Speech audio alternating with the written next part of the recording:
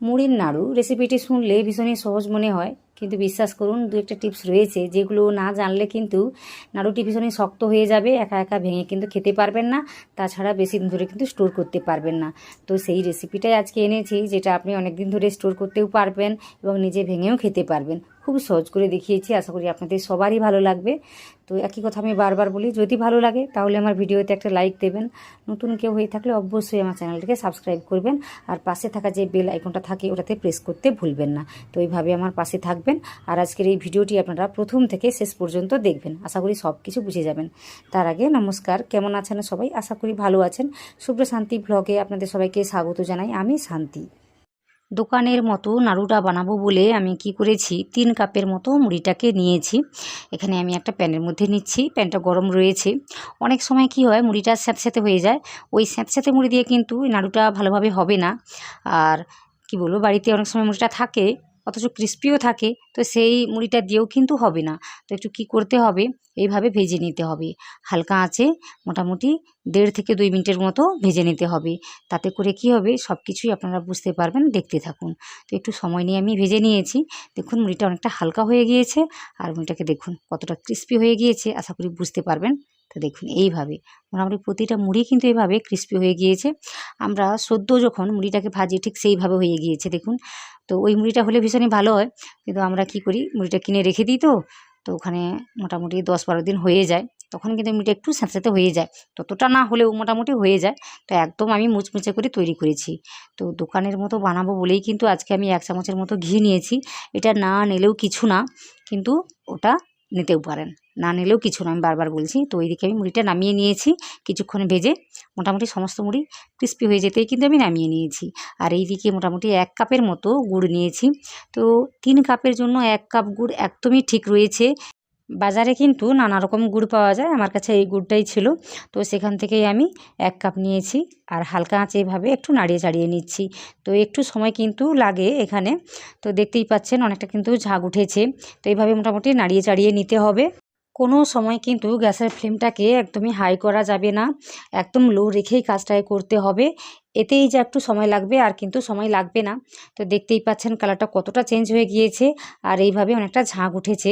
তো এখন আমি কি করছি, একটা কাপের মধ্যে জল নিয়েছি, এমনি যে নর্মাল জলটা হয় সেই জলের মধ্যে একটু এই ব্যাটার না, এই গুড়টাকে দিয়েছি। দেওয়ার পর আমি দেখছি কিভাবে তৈরি হয়েছে।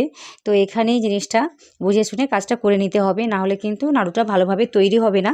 তো এখানে মোটামুটি আপনাদের দেখিয়ে দিচ্ছি আমি, দেখুন ওই 5 সেকেন্ডের মতো আমি অপেক্ষা করেছি, তারপর কিন্তু দেখিয়ে দিচ্ছি দেখুন কিভাবে জিনিসটা তৈরি হয়েছে। তো এটাকে টানতে মোটামুটি একটা রাবারের মতো মনে হচ্ছে, কিন্তু এইভাবে হলে হবে না। তো কিভাবে তৈরি করতে হবে সব কিছুই আমি আপনাদের বলে দেব, শুধুমাত্র ভিডিওটি প্রথম থেকে শেষ পর্যন্ত দেখুন।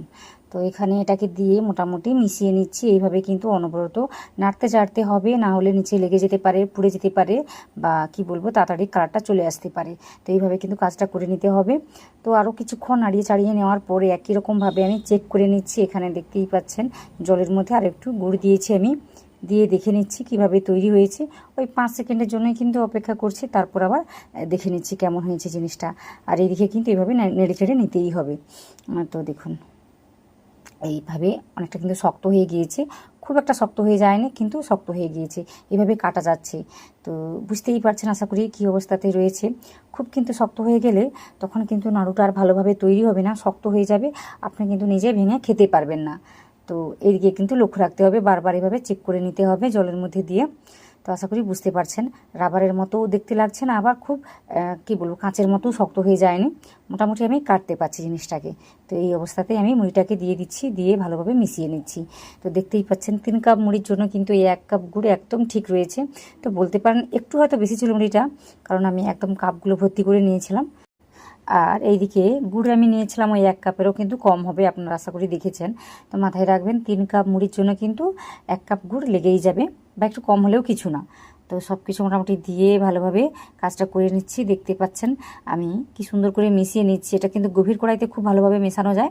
তো এইভাবে মোটামুটি কি বলবে, প্যানটার উচ্চতা একটু কম রয়েছে, সে কারণে মেশাতে একটু অসুবিধা হচ্ছে। তো তাতে কোনো রকম অসুবিধা বেশি কিছু হবে না। সব কিছুকেই ভালোভাবে মিশিয়ে নিয়েছি।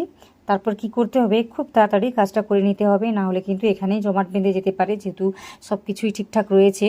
তো এখানে গ্যাসের ফ্লেমটা লোতেই রয়েছে, কিছুক্ষণ আমি রাখবো এভাবে রেখে। হাতে একটু জল নিয়েছি, নিয়ে এভাবে নাড়ুগুলো তৈরি করে নিচ্ছি। তো একটু গরম লাগবে, তাতে কি বলবো, কিছু যায় আসে না, এটা কিন্তু খুব তাড়াতাড়ি ঠান্ডা হয়ে যায়। তো হাতে একটু জল নিলে এভাবে খুব সহজে কাজটা হয়ে যায়। তো আমি আলতো হাতে নাড়ুটাকে তৈরি করে নিচ্ছি, খুব কিন্তু প্রেস করছি না বা টাইট করে বাঁধছি না। তো দেখতেই পাচ্ছেন কিভাবে আমি নাড়ুটাকে তৈরি করছি। এর কারণে কী হবে বলুন তো, ভিতরে কিন্তু অনেকটাই ফাঁপা থাকবে বা ফাঁকা থাকবে, খেতে কিন্তু কোনো রকম অসুবিধা কিছুই হবে না। তো আশা করি সব কিছুই বুঝতে পারছেন, আমি আলতো হাতেই কিন্তু সব কিছু তৈরি করে দিচ্ছি। বেশি গরম লাগলে ওই হাতে একটু জল নিয়ে নেবেন, তারপরে কিন্তু নাড়ুটা তৈরি করতে পারবেন। তো 2 হাতে করে করলে তাপটা কিন্তু অতটা লাগে না, 1 হাতে করলে একটু গরম লাগে, আমি দেখেছি। 2 হাতের মধ্যে এভাবে আলতোভাবে চাপ দিয়ে দিয়ে আমি নাড়ুগুলো তৈরি করে নিচ্ছি। তো বাড়িতে যদি আর কেউ থাকে তো ওনাকেও ডেকে নেবেন, নিয়ে এই নাড়ুগুলো তৈরি করে নেবেন, কেননা খুব তাড়াতাড়ি কিন্তু এই নাড়ুগুলো সেট হয়ে যায় বা শক্ত হয়ে যায়, এই জন্য বলছি। তো মোটামুটি 3টে নাড়ু আমি তৈরি করে নিচ্ছি। তো একই রকমভাবে আমি নাড়ুগুলো তৈরি করে নেব। তো এখানে আমি গ্যাসের ফ্লেমটা এখনই কিন্তু অফ করে দিয়েছি, তারপর এইভাবে আমি তৈরি করে নিচ্ছি। তো বেশি করে যদি নাড়ু বানান তখন কিন্তু এই গ্যাসের ফ্লেমটা লোতে রেখেই কাজ করবেন, তাহলে নিচে আর লেগেই যাবে না আর শক্ত হয়ে যাবে না। বারবার নাড়িয়ে চাড়িয়ে দেবেন। তো ওখানে একটা চামচ রয়েছে দেখতে পাচ্ছেন, তো ওটাকে আমি কি করছিলাম, বারবার ঘুরিয়ে দিচ্ছিলাম, যার কারণে নিচে আর লেগে যায়নি। তো এই সময় কিন্তু গ্যাসের ফ্লেমটা মোটামুটি আমি অফ করে দিয়েছি। তো এখন একটু ভয় রয়েছে নিচে জমাট বেঁধে যাওয়ার বা শক্ত হয়ে যাওয়ার। তো এইভাবে মোটামুটি নাড়ুগুলো আমি তৈরি করে নিচ্ছি, তারপর দেখাচ্ছি কি করতে হবে বা কী করেছি। তো দেখুন বেশ কয়েকটা কিন্তু আমি তৈরি করে নিয়েছি, আর এইগুলো কিন্তু খুব তাড়াতাড়ি শক্ত হয়ে যায়। তো দেখুন সব শেষে এতটাই বেঁচেছে, তো নিচে কিন্তু লেগে গিয়েছে বা শক্ত শক্ত হয়ে গিয়েছে, ওটা আমি তুলতে পারছি না। তো যতটুকু পেরেছি আমি তুলেছি, আর এই নাড়ুটা একটু শক্ত করে আমি বেঁধে ফেলেছি। তো দেখুন, কারণ একটা শক্ত শক্ত হয়ে গিয়েছে তো সেই জন্য। তাও দেখুন কত সহজে কিন্তু হয়ে যাচ্ছে। তো আমি মনে করি সমস্ত রকম নাড়ুর মধ্যে কিন্তু এই নাড়ুটা বানাতে কোনো রকম কষ্ট হয় না, আর কি বলবো, এটা অনেক দিন ধরে রাখাও যায়। তো দেখতেই পাচ্ছেন কত সুন্দর করে নাড়ুগুলো তৈরি হয়েছে। দেখুন ওই মুড়িটাকে ভেজে নিলে না খেতে দারুণ লাগে, কি বলবো, একদম মুচমুচেভাবে তৈরি হয়। আর ভীষণই শক্ত তো থাকে, কিন্তু আপনি নিজে ভেঙেই খেতে পারবেন, এতটা শক্ত থাকে। তো আমি কিভাবে বেঁধেছি আশা করি আপনারা দেখেছেন। দেখুন নাড়ুগুলোর ভিতরে অনেকটা ফাঁপা বা ফাঁকা রয়েছে, এইভাবে বাঁধলে কিন্তু বা তৈরি করলে দেখবেন যে সহজেই ভাঙা যাচ্ছে এবং আপনি খেতে পারবেন।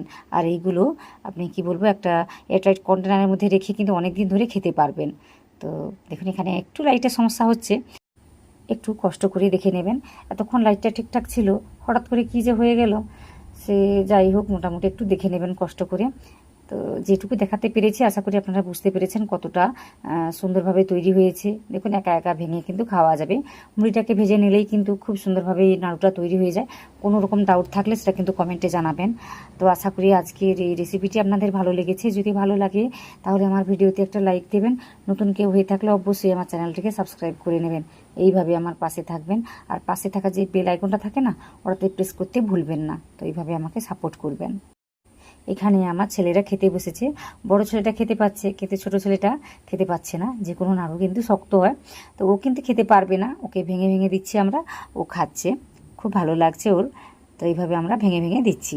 তো দেখুন বড়রা কিন্তু সহজেই খেতে পারবে, কোনো রকম অসুবিধা ছাড়াই। তো একবার হলেও বানাবেন, তারপর কমেন্ট করে জানাবেন, এইভাবে কিন্তু খেতে পারবেন সবাই। আর যদি ওই যে গুড়ের যে কী বলবো সিরাপটা যদি না ঠিকমতোভাবে বানাতে পারেন, তখন কিন্তু আরও শক্ত হয়ে যাবে, তখন কিন্তু কেউই খেতে পারবে না। তো এইগুলো মাথায় রাখবেন। আমি যেভাবে বানিয়েছি ঠিক সেভাবেই বানিয়ে ফেলবেন, আশা করি সঠিকভাবে বানাতে পারবেন। আশা করি আজকের ভিডিওটি আপনারা প্রথম থেকে শেষ পর্যন্ত দেখেছেন। আপনারা যারা দেখেছেন আপনাদের সবাইকে অনেক অনেক অনেক ধন্যবাদ।